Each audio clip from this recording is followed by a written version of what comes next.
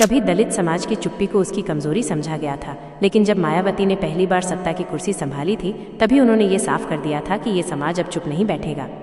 और अब जब देश में चुनावी हलचल फिर से तेज हो चुकी है, मायावती एक बार फिर राजनीति की दिशा मोड़ने को तैयार दिख रही हैं। देश में जहां एक ओर जातीय गठजोड़ और धार्मिक ध्रुवीकरण को लेकर सियासी दल आपस में भिड़े हुए हैं, वहीं मायावती ने एक ऐसा कदम उठाया है जिसने राजनीतिक गलियारों में हलचल मचा दी है। ना शोर मचाया, ना कोई बड़ी रैली की, लेकिन एक सटीक बयान और एक तेज चाल ने हर दल की नींद उड़ा दी है।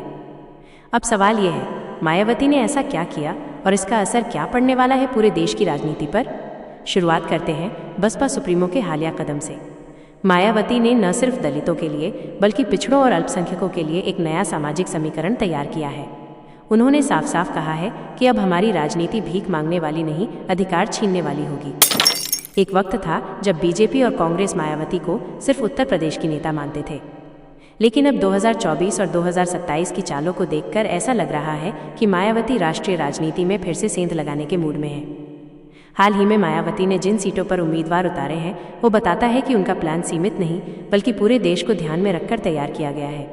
दलित, आदिवासी और अल्पसंख्यक इलाकों में बसपा की पकड़ मजबूत की जा रही है। अब आइए बात करते हैं उनके बोल्ड बयान की।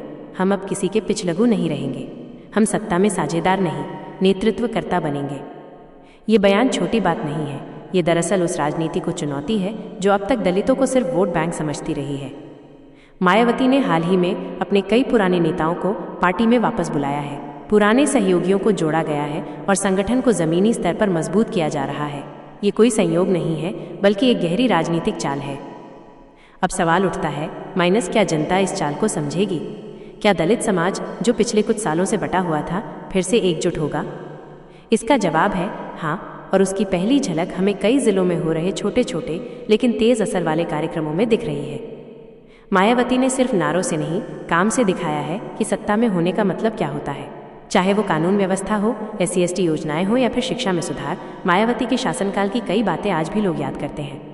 और आज जब जातीय जनगणना, आरक्षण की नई नीति, रोजगार और सामाजिक न्याय जैसे मुद्दे फिर से गर्म हो गए हैं, मायावती का अनुभव और उनकी राजनीति फिर से प्रासंगिक बनती दिख रही है। अब बात करते हैं उनके विरोधियों की। आज के समय में जब भाजपा, कांग्रेस, सपा सभी सोशल इंजीनियरिंग का खेल खेल रहे हैं, मायावती ने सबसे अलग रहते हुए सम्मान की राजनीति का कार्ड खेला है और यही उनकी सबसे बड़ी ताकत बनती जा रही है। आप देखिए, मायावती ने न तो मंदिर मस्जिद के झगड़े में खुद को डाला, न ही झूठे वादों की भीड़ में शामिल हुई। उन्होंने जो कहा सीधे कहा, हम दलित हैं, पिछड़े हैं, लेकिन अब हमें केवल भावनाओं से नहीं, हक से वोट दो। और शायद इसी वजह से अब युवाओं का एक बड़ा वर्ग भी बसपा की विचारधारा की तरफ आकर्षित हो रहा है, क्योंकि मायावती वो चेहरा है जो भ्रष्टाचार से लेकर सामंतवाद तक सबके खिलाफ खड़ी दिखती है।